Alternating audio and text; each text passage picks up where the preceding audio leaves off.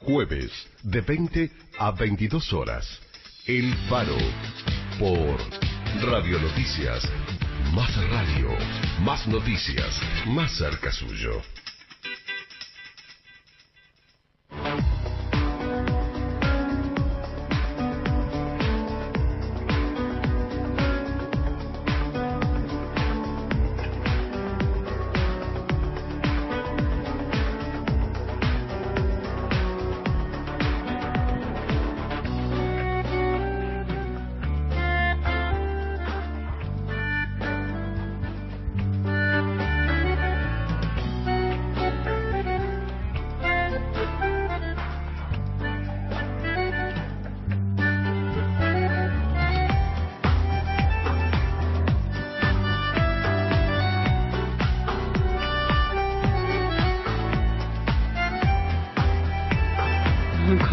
Buenas tardes para todos.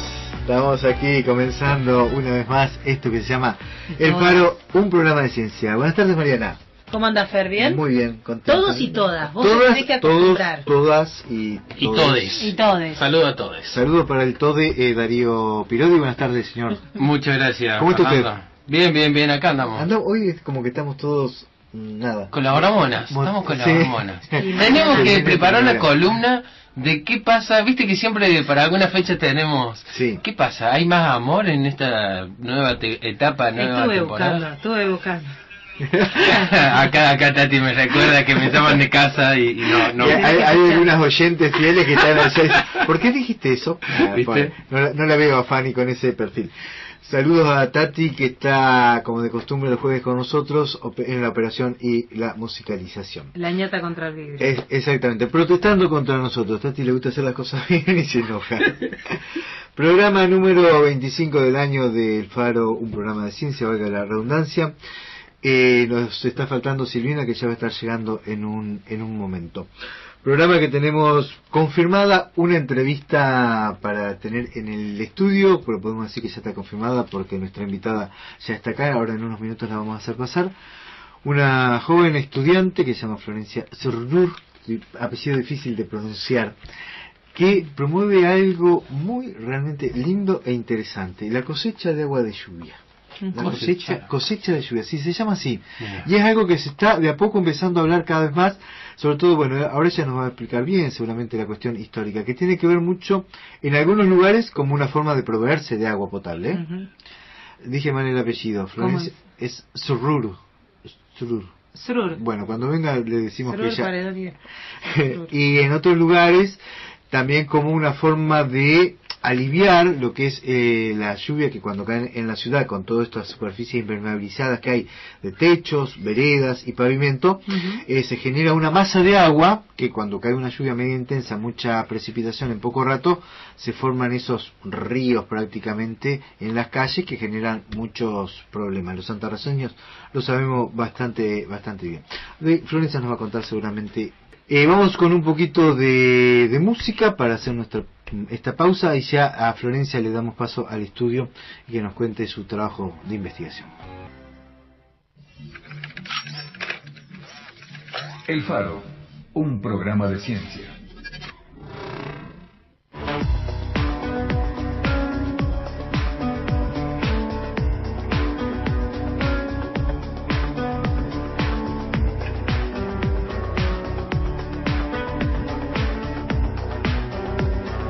Horas 21 minutos, escuchábamos recién a Las Pelotas haciendo el tema, uno de sus temas más conocidos personalmente. Ya la tenemos a Florencia en el estudio. Le vamos a preguntar cómo se pronuncia su apellido. Hola Florencia, buenas tardes. Hola, buenas tardes. ¿Cómo se pronuncia tu apellido? Zurdur. Zurdur.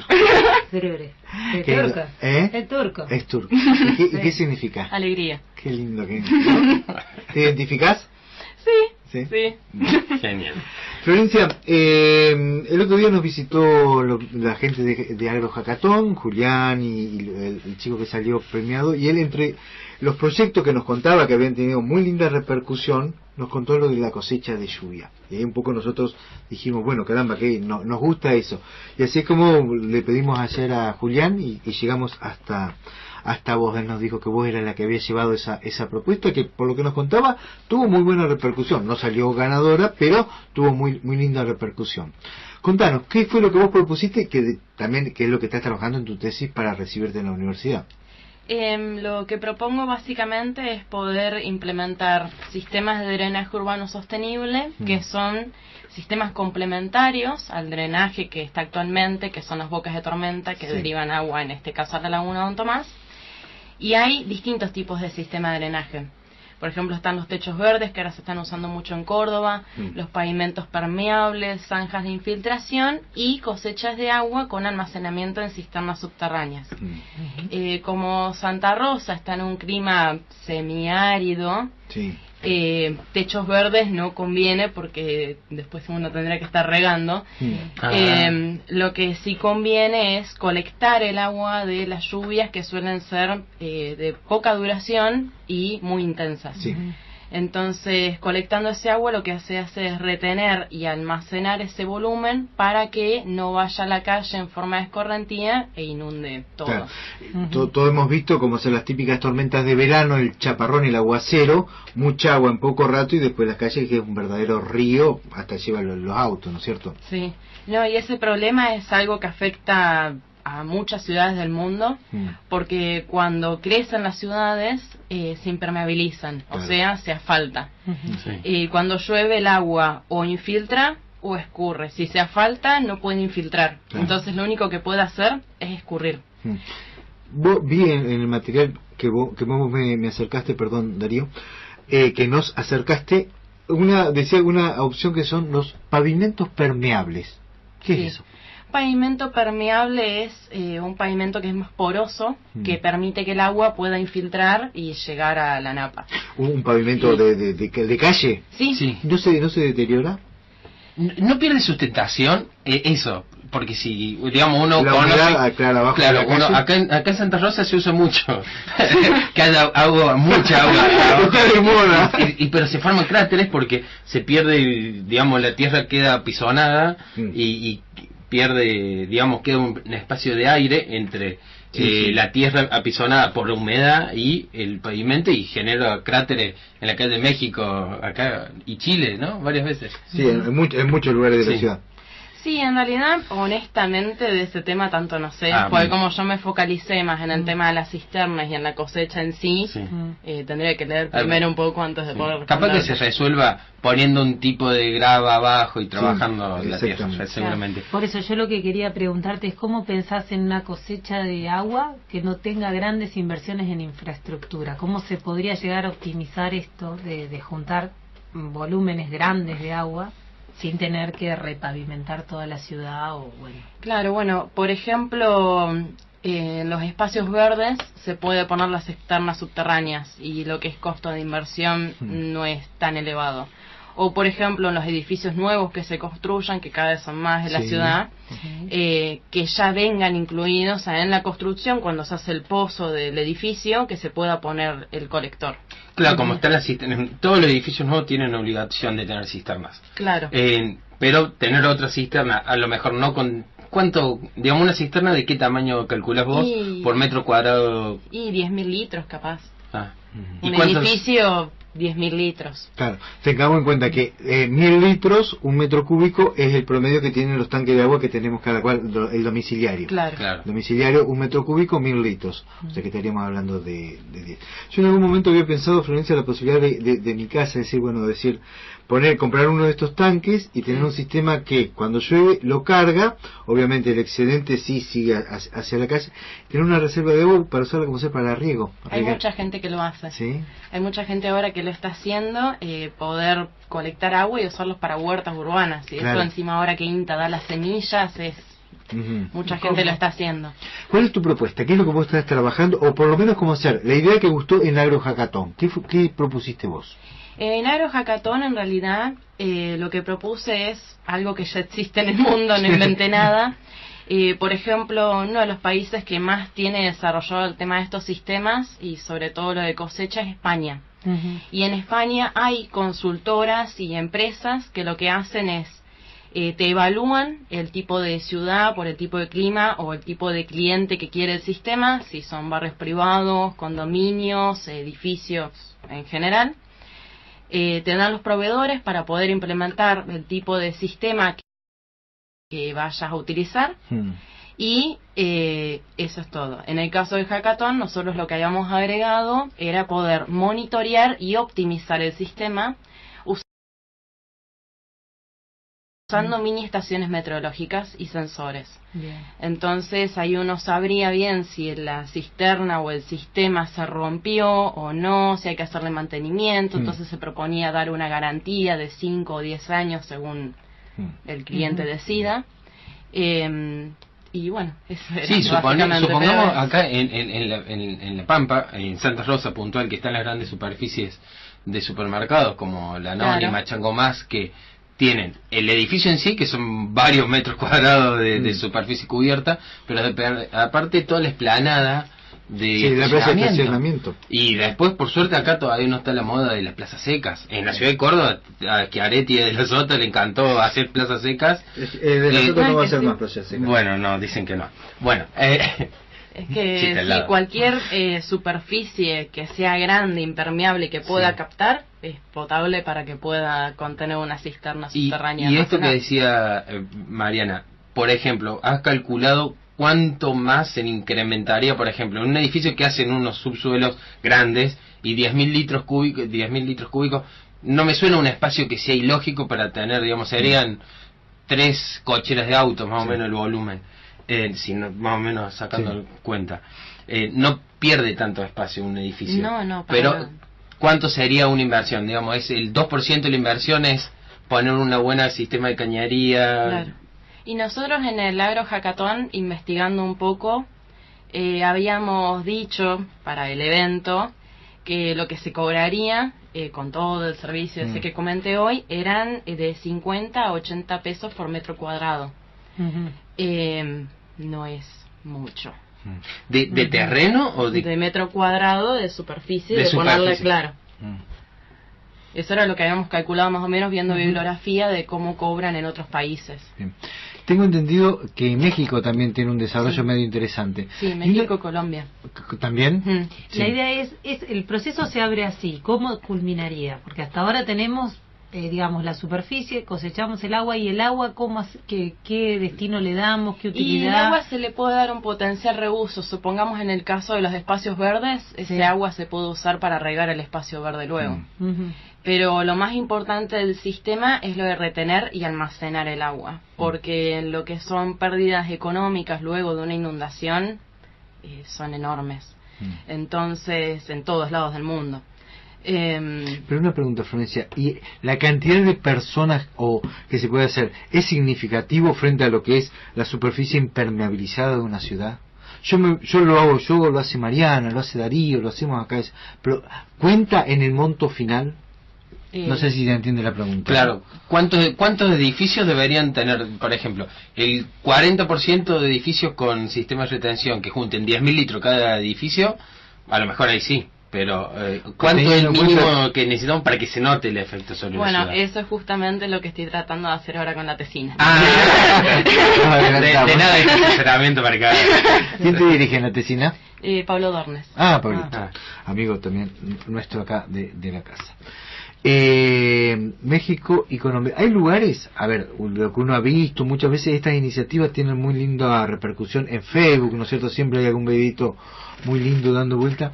En algunos lugares también se utiliza hasta para la provisión de agua potable para consumo humano. Sí, yo no toqué en el tema de la tesina, en tema de consumo humano, porque la parte química del agua es bastante delicada, extensa, y era otra tesis aparte, pero sí ya tendría que tener un tratamiento por el hecho de no necesariamente del agua de lluvia en sí, sino del colector. Exacto. Supongamos Los que es en un techo, claro, o alguien colgó la ropa y cayó, no sé, líquido de ropa, detergente, y ahí ya el agua se vería perjudicada. Entonces, bueno, eso es... Para la agua, pensando, por ejemplo, tranquilamente, un edificio podría tener todo lo que es el sistema de circulación para los inodoros, todo para las mochilas de inodoro. tranquilamente, digamos, con un mínimo filtrado, que no se te vaya arena, que no se te vaya así partículas de un gran tamaño o algo de sarro, se podría. Sí, como complemento, sí. ¿Qué otra experiencia has visto, Florencia, que realmente vos digas qué interesante y como te entusiasma, como decir, si se pudiera trasladar o poner en práctica? Tantas cosas. Yo creo que esto es fundamental por el hecho de que uno tiene una conciencia del agua bastante complicada, en donde estamos en una región semiárida, pero en cuanto llueve todo el mundo se queja, porque tenemos mucha agua de golpe y no sabemos qué hacer. Entonces, si pudiéramos colectar ese agua, sería fantástico. En el caso de la tesina, el objetivo que está puesto en desarrollar un sistema, presentar un sistema ya aplicable. Y yo lo que estoy viendo en la tesina en realidad es, a partir de modelación hidrológica, ver si en Santa Rosa sería posible aplicar y que quede como antecedente de que si el día de mañana alguien lo quiere hacer, si la tesis me dio positiva y es un sistema que funciona, que se haga, y si dio negativa, que esté el antecedente de que capaz que hay otras formas de poder solucionar el problema acá. Y por ejemplo, pienso, ya tenemos en la ciudad un lugar donde se recoge el agua, que es la Don Tomás. Si se le da otro uso a la Don Tomás, en vez de tirársela al Bajo Julián con una inversión millonaria que está haciendo la municipalidad. Digo, porque ya tenés el gran colector ahí, la gran colector, cisterna, decís vos. que ahora está bajísima, por ejemplo. Bueno, pero el agua de la laguna en este momento se utiliza, por ejemplo, para el regado de las calles. Ajá. Así que tiene un poco de... Y aparte que la cuestión recreativa en sí, hay mucha gente que va a pescar, es lindo ir a tomar mates a la laguna. O sea, la cuestión recreativa y cultural que tiene la laguna, de que todo el mundo va el domingo a dar vueltas, no es agua que esté ahí porque está ahí, sino que tiene un valor.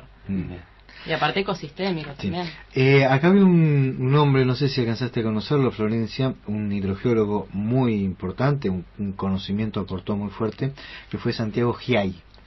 Este hombre falleció hace, ya te diría, 5 o 6 años. Y él primero había advertido con mucha preocupación cómo estaban subiendo las napas en Santa Rosa, después de la entrada en funcionamiento del acueducto. Y en el último tiempo trabajó mucho en aplicar la cosecha de agua de lluvia en un proyecto de un barrio que tenía lugar allá en la Ruta 5, al lado del predio del viejo autódromo, que ahora quedó desafectado, una especie de barrio privado que finalmente el proyecto quedó ahí, no avanzó mucho más. Pero él proponía como una forma de hacer algo también innovador, y el tema era que en esa zona es la zona de recarga del acuífero de la ciudad, entonces una zona protegida. Entonces, para no afectar tanto, de sacar tanta agua de ahí, él promovía cosechar grandes cisternas en los techos de las casas, de esas casas, que cada cual colectara agua de lluvia, y con eso aportaba hasta un 25% del consumo diario que tenía ese domicilio. Quedó ahí el proyecto, o sea, evidentemente la propuesta de ese barrio no ha avanzado, está ahí, pero la idea de Santiago, bueno, fue el primero o uno de los primeros que se animó a plantearlo para Santa Rosa. Sí, no, y aparte que en el mundo es algo que hace bastante que está, o sea, la hidrología urbana surge justamente con el problema de las inundaciones en la ciudad. Y arranca en los 80, en los 90, así muy incipiente, y en los 2000 entra en auge impresionante, y ahora está cada vez más trabajos que tratan estos temas de cómo hacer para disminuir el anegamiento en las ciudades. Perdóname, Mariana, este hombre siempre, cuando yo lo entrevisté a Santiago, él decía que él echaba la culpa a los ingenieros civiles, porque decía que ellos lo solucionaban muy fácilmente tirando los drenajes a la calle, como si eso fuera la solución. Y decía, no está solucionar el problema de la casa, pero el problema de la ciudad sigue presente, o sea, de hecho lo vivimos y lo padecemos los santarroceños. Entonces proponía decir, bueno, pensemos algo más desde una óptica más abarcativa. ¿Cómo te dan los datos de, digamos, en territorio de cantidad de precipitaciones por la isoyeta que tenemos nosotros y la superficie posible o hipotética de recolección que podemos llegar a tener entre metros cuadrados cubiertos, kilómetros de asfalto, etcétera? Más o menos, o sea, ¿tiene sentido, por ejemplo, encarar una campaña ciudadana como para que todos nos convirtamos en cosechadores Y yo ahora justamente con el modelo lo que estoy haciendo es balance de eventos. Sí. Entonces, en el modelo que se llama Stormwater Management Model, SWMM, que es de la Asociación de Protección Ambiental de Estados Unidos, es un software libre, modelo libre, uno construye una cuenca y le pone los datos, o sea, le dice, bueno, llueve tanto, ¿cómo reacciona el sistema como está ahora? Sí. En este momento estoy en esa etapa de ver cómo reacciona el sistema como está ahora, porque el modelo hay que calibrarlo, ver si lo que te dice el modelo coincide con la realidad y ver si tiene sensibilidad a cuando uno lo ajusta. Le dice, bueno, acá es más permeable, acá hay más escorrentía, acá hay menos, acá hay más pendiente, acá hay menos. Luego de eso, lo que se hace es decir, bueno, supongamos que ponemos las cisternas. Entonces ahí decir, bueno, ahí voy a empezar yo a jugar un poco y decir, bueno, pongo tantas, saco tantas, ¿qué pasa si pongo estas características y saco estas características? ¿Cómo reacciona el sistema? Sí, lo ideal es que la escorrentía disminuya. De acuerdo a tus observaciones, ¿todos los años hay en Santa Rosa una lluvia así copiosa como para hacer cosecha? Según los datos que he analizado, no es todos los años, pero es muy recurrente. Por ejemplo, haciendo un poco de memoria, pasó el año pasado, 2017, y pasó en el 2015, y pasó en el 2010, y no es necesariamente todos los años, pero sí es una recurrencia con los datos observados. No hice análisis de recurrencia, pero sí es bastante frecuente. O sea, aparte que si cada vez la ciudad crece y se impermeabiliza más, el efecto es... Vos podés cosechar con todas las lluvias, más allá de los episodios así. Sí, claro. Sí, yo ahora en el modelo, por ejemplo, estoy probando con una lluvia de 30 milímetros que sucedió en el 2012. Ajá. Así, un evento de 30 milímetros que sería una lluvia... claro, algo normal, claro. Algo normal.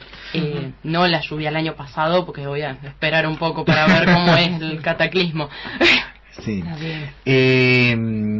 Digo, la ciudad avanza y el tema sigue siendo, o sea, mucho asfalto, mucha vereda y más allá de los techos. O sea, hay una parte de las variables que no la vas a poder manejar, digo, porque esa parte impermeabilizada sí o sí la tenés. Claro, pero sí, a medida que va avanzando la parte impermeabilizada, va avanzando el sistema sostenible, a la par, entonces puede ir equiparándose, porque esto pasa en todos lados, y por ejemplo en Barcelona, España debe seguir creciendo y los sistemas los deben seguir poniendo acordes al crecimiento que tiene la ciudad. ¿Hay en algún lugar de lo que vos has investigado seguramente para consultar antecedentes, Florencia, hay en algún lugar donde esté sea una orden o se esté reglamentado que haya que en determinado, como ser en edificios grandes, tengan que tener este sistema o las casas nuevas tengan que tener algo así? En varias provincias de España hay, pero se deja la opción de... o sea, no es una obligación tajante, sino que está todo el procedimiento reglamentario por ley de cómo se tiene que hacer, y es después se contrata, no sé si se subcontrata para privados para que lo hagan. Ahí es donde entran esas consultoras que nosotros agarramos un poco para el hackathon. Sí, que vi que unas cuantas estaban ahí. Sí. Tenemos un mensaje, Florencia nos escribe una oyente, dice: México, linda, no entiendo bien, linda embargo bicicleta luego de los chaparrones, largo recorrido, saludos. Así que alguien en la calle México, la calle México. Sí. Ah, claro, México por la calle México. No, sé que pensé en la ciudad de México, como dijimos que o en México, claro. La calle México con chaparrones linda, debe ser para recorrerla. Y bueno, ¿para cuándo terminamos la tesis? La tesina. Esa pregunta no se hace. Y menos está la madre del otro lado. O el director de tesis. El director de tesis, sí. Cuando corresponda. Vamos a decir eso y solucionamos. Florencia, tenés también hay una página que me parece que vos sos la creadora o la administradora, que se llama Hidrogeología Pampeana. Hidrología aplicada pampeana. Desde la cátedra de Climatología y Hidrología General de la carrera de Ingeniería de Recursos Naturales y Medio Ambiente, varios empezamos a subir a modo de difusión las problemáticas hídricas en La Pampa. Así que bueno, estamos en Facebook, estamos en YouTube, subimos contenido bastante seguido y de distintas temáticas que todos los que estamos trabajando en investigación hídrica aportamos con distintos ejes, todo de La Pampa. Bien, bueno. Recordarnos bien el nombre entonces. Hidrología aplicada pampeana. Bien, lindo para... Está en español y en inglés, así, sí. Está bien. Qué los chicos, por Dios. En Facebook lo pueden encontrar. Sí, está bueno tener estos recursos, estas páginas, porque los comentarios, está bueno saber que hay un científico detrás de un Facebook y uno le puede escribir ahí, ¿no? Sí, nosotros lo que quieran consultarnos respondemos enseguida. Genial. Y en YouTube tienen un canal. Sí, tenemos un canal YouTube que se llama igual Hidrología Aplicada Pampeana. Acá lo estoy. Bueno, después lo vamos a compartir. Cuando uno piensa en hidrología aplicada, piensa en problemas citadinos, ¿no? De ciudades, no solo de campo. Claro. ¿No? Está bueno. Una pregunta. Ahí nos vamos. Rapidita. Ponemos línea y salimos. Bien. No, cuestión de que las napas crecen, esto. ¿Se tiene una idea de cuánto es la pérdida de agua que tiene el acueducto cuando ingresa a la ciudad? En algunos momentos he escuchado que llega hasta perder el 40%. Sí, muy alto. Muy alto. Digamos. Hola, ¿qué tal, agua del río Colorado? Sí. Le falta teflón a las juntas. ¿Cómo se hace para perder tanta agua? La verdad, ¿desconocés esa descono. Cosa? Bueno. No, el problema ahí, Darío, tiene que ver con habría que preguntarle. Sí, no, la ciudad básicamente que, o sea, el sistema cloacal y pluvial de la ciudad data de 1930. Recién ahora se está empezando a hacer cosas. Bueno, pero es 1930, es re nuevo. Sí, hasta por ahí nomás. Pero es nuevo. Vos decís comparado con Córdoba, que tiene 400 años. Sí, cuánto Córdoba tiene ríos, tiene de todo. No, sí, hay unas pendientes naturales, pero... No, pero la verdad que a veces uno dice, pero tenés todo un desarrollo urbanístico que ha crecido en los últimos 30 años, estaría buenísimo de que estos planes, por ejemplo, desarrollar... ¿Cómo te has encontrado con la información de la ciudad en cuanto, por ejemplo, ahí está fácil de acceder a la información, por ejemplo, los cálculos de tuberías pluviales que recorren, es fácil? Sí, la verdad que sí. Por ejemplo, esos datos están enfrente al Parque Oliver, en la parte municipal de aguas. Ahí uno entra y pide, a mí me han dado un montón de información, también a la Secretaría de Recursos Hídricos, ENAPA. No, eso la verdad que sí, la parte de SIC de la municipalidad también. No, datos me sobran, así que... Diagnóstico hay, lo que falta es... Claro, esto viene después. Nuestra provincia, o sea, la camada de los hidrogeólogos pampeanos realmente han hecho un aporte de conocimiento de la provincia muy grande. O sea, tenés gente como Giai, que ya no está, Malán, que ya no está, gente como Jorge Tulio, vos lo debes conocer. Sí. Entonces, gente, Miglianelli, Carlitos Seyus, Eduardo Castro, mismo Dornes.